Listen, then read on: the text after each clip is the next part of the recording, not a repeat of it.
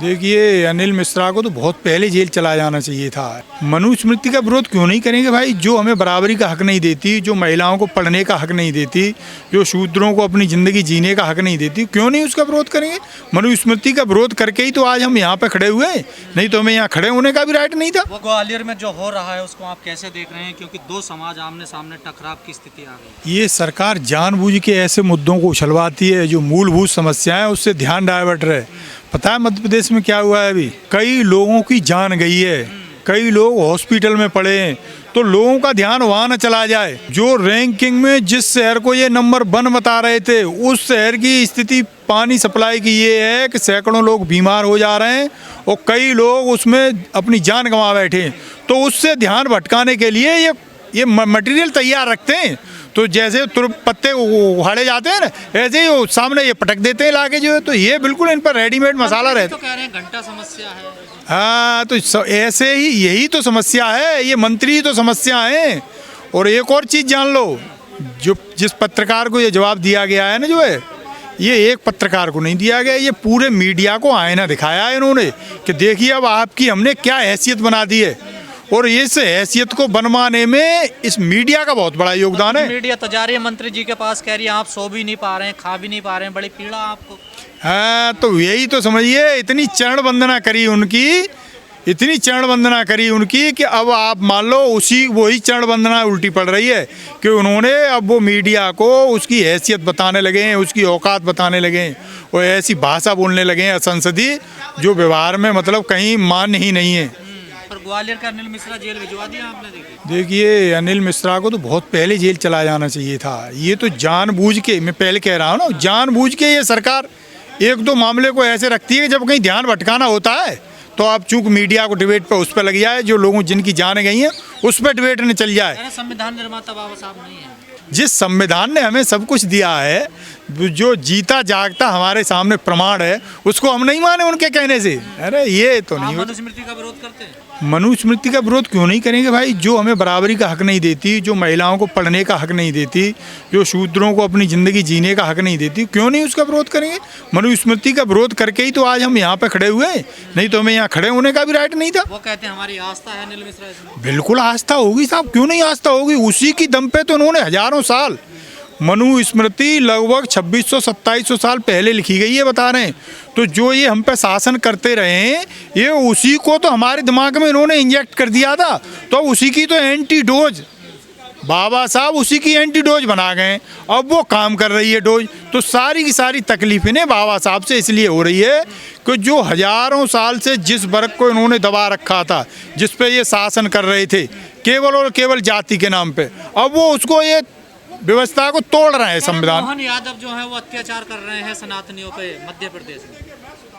ये पूरी की पूरी बीजेपी की आप मानसिकता समझो। ये पूरी बीजेपी तो बीजेपी के मुख्यमंत्री हैं, तो वो कैसे कह सकती बीजेपी? अरे भाई, पक्ष और विपक्ष, ये पक्ष में भी रहेंगे, ये विपक्ष में भी रहेंगे। इनकी चालाकियां समझो। मोहन भागवत जी कभी कभी ऐसा बयान देते हैं कि उनकी आइडियोलॉजी के खिलाफ। अब वो क्यों देते हैं? वो भी एक षड्यंत्र है। वो षड्यंत्र ये है कि हम पक्ष में भी रहेंगे, हम विपक्ष में भी रहेंगे, मतलब देश की राजनीति वहीं घूमेगी जहां हम घुमाना चाहेंगे। तो ये इनका एक प्रोपेगेंडा होता है, उसी के तहत एक टूल किट जारी होती है, उसी टूल किट के तहत ये सब एक्शन लेते हैं। सारे दलित पिछड़े एक होकर सनातनियों पर अत्याचार कर रहे हैं ग्वालियर में। मतलब हम इस देश के बासिंदे हैं तो हम सनातनी नहीं है क्या? हैं? हम तुम्हारे अत्याचार झेलते रहें, हजारों साल से झेलते हैं, अभी भी झेलते रहें, ये तो अब नहीं हो पाएगा साहब। जो है ये तो अब यादव है, उनको पता नहीं क्या दिक्कत हो जाती है साधु संतों से, वो हिंदू राष्ट्र बनाने का विरोध करते हैं। दामोदर यादव जो भी बात कहते हैं उनका टेम्पर साइंटिफिक है, वो साइंटिफिक बात कहते हैं। दामोदर यादव ये नहीं कहते कि जानवर की पेशाब पी लो। दामोदर यादव ये नहीं कहते कि टोस्ट पे लगा के खा लो। तो दामोदर यादव से इसलिए इन्हें नफरत है।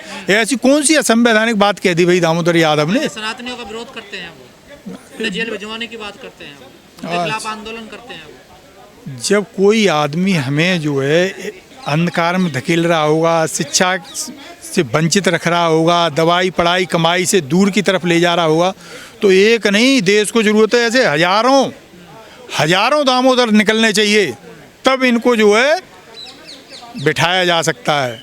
तो आप ऐसे मत कहिए कि दामोदर यादव, ये दामोदर यादव जैसे तो हर घर से ऐसे लोग होने चाहिए जो साइंटिफिक टेम्पर को आगे बढ़ाएं। तो दामोदर यादव कोई गलत बात नहीं कह रहे। दामोदर यादव संवैधानिक दर्जे, संविधान की हद में रह के, संविधान के दायरे में रह के अपनी हर बात कहते हैं। पिछड़ों में यादवों को और अनुसूचित जाति में जाटवों को बहुत टारगेट किया जा रहा है कि ये हमारे लिए सबसे बड़ा खतरा है दोनों। तो बिल्कुल सही कह रहे हो आप। सबसे ज़्यादा समाज में जागृति इन्हीं दो वर्गों में आई है। तो ये दो वर्ग इनकी आंखों में चुप, सबका माल खा गए दलित पिछड़ों। ना ना ना ना, अब तक ये ना गलत कह रहे हो भाई। अब तक ये खाते रहे थे और पचाते रहे थे। अब क्या हुआ, बैकवर्ड में तो यादवों ने बढ़ चढ़ के हिस्सा लिया। तो यादवों का तो कुछ पुराना इतिहास भी ऐसा रहा है कि यादव ज़्यादा दिन तक जो है जुल्म बर्दाश्त नहीं करते हैं, बहुत दिन तक बर्दाश्त नहीं करते। और एससी वर्ग में जाट अब और पढ़े लिख गए साहब। तो इन्हें सबसे ज़्यादा तकलीफ इन्हीं से हो रही है। क्यों हो रही है कि ये अब अपने हक अधिकार की बात कर रहे हैं। जब ये किसी बैकवर्ड का हक छीनते हैं तो यादव सबसे आगे की कतार में आके जो है इनका विरोध करते हैं। एससी वर्ग में सबसे ज़्यादा जाटव आके विरोध करते हैं। तो इनके पेट में ये मरोड़ उठती है, क्योंकि अब तक तो ये हक खाते रहे थे हमारा। अब ये दोनों जातियाँ ऐसी हैं जो दूसरों अपना हक नहीं मरने दे रही हैं, तो इसलिए इन्हें तकलीफ है इनसे। शंकराचार्य कह रहे हैं मुसलमानों से खतरा नहीं है, हमें इन लोगों से खतरा है। अरे तो ये सारी व्यवस्थाएं शंकराचार्य की बनाई हुई तो है ही है। शंकराचार्य ने ही तो हमें हजारों साल से उलझा के रखा है, हमें पढ़ाई से वंचित रखा भाई। वो तो शुक्र करो उनका जो है कुछ ऐसे देश में शासक आ गए जिन्हें हमारी ज़रूरत कुछ लगी तो हमें पढ़ा लिखा दिया। नहीं तो ये आज भी हमें वहीं गैया बछिया में ही उलझा के रखते और हम वहीं उलझे होते। हम जो है क्या कहते हैं, बैल की पूँछें ऐंठ रहे होते और तुम जो है चमड़ा निकाल के जूते बना रहे होते। तो ये तो सारी की सारी तकलीफ। आप जो प्रोग्राम कर रहे हैं संविधान खतरे में, संविधान को बचाया जाए, संविधान खतरे में है। अरे ये और क्या हो रहा है, सरेआम चीफ जस्टिस ऑफ इंडिया पे जूता उछाल दिया जा रहा है, कोई कार्रवाई नहीं हो रही है। तो ये संविधान खतरे में नहीं है तो क्या खतरे में है आप मुझे बताइए। सरेआम उससे ऊपर कुछ नहीं होता है ना, उस पर जूता चला दिया जा रहा है, फिर भी कोई कार्रवाई नहीं हो रही है। तो बताओ मैं क्यों नहीं कहूँ कि संविधान खतरे में है भाई। राजस्थान में परीक्षा होती है और उसमें कट ऑफ जनरल से ऊपर ओबीसी की चली जाती है। जिस ओबीसी को एससी को कहा जाता है कि ये पढ़े लिखे नहीं होते, उनकी जो मेरिट है सबसे ऊपर चली जाती है जनरल से। इसको कैसे देख रहे हैं? इस सरकार ने क्या किया है कि बैकवर्ड के लोगों को वहीं 27% में ला के देश की 60% आबादी को 27% में ला के बिठा दिया एक खांचे में। ऊपर जा रही है जनरल। अरे वहाँ वही तो समझो, वही तो इसमें खेल कर रहे हैं। ये जो मेरिट में ऊपर जा रहे हैं उन्हें जनरल में जाना चाहिए, उन्हें जनरल में लेना चाहिए, लेकिन नहीं साहब, ये उन्हें जनरल में नहीं लेते, ये वहीं कैप लगा दिए। डबल फायदा ले लेंगे फ्री। बहुत बहुत बढ़िया, बहुत बढ़िया भाई। जो है तो यही तो ये खेल कर रहे हैं, इसका विरोध ही तो हम कर देते हैं। वही तो इनके पेट में मरोड़ उठती है कि ये क्यों विरोध करते रहे हैं।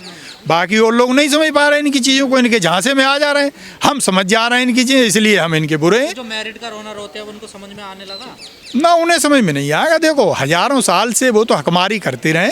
तो अभी आप सोच रहे हो जिन्होंने हजारों साल हकमारी करी हो, किसी की खाते रहे हो, किसी का जो है, वो ऐसे कैसे मान जाएंगे 10-20 साल। एससी एसटी ओबीसी वाले ज़्यादा नंबर लाते हैं लेकिन वो इंटरव्यू में फेल हो जाते हैं, ऐसा क्यों?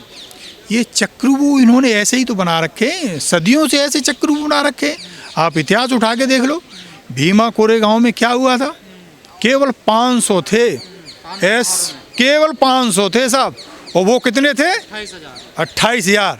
अब आप अंदाजा लगा लो, हम कमज़ोर नहीं रहे, हमें जानबूझ के ये एहसास दिलाया गया कि अरे तुम तो कमज़ोर हो भाई, तो अब वो हम होने नहीं दे रहे हैं। तो बस इसीलिए इनके पेट में मरोड़ उठती है।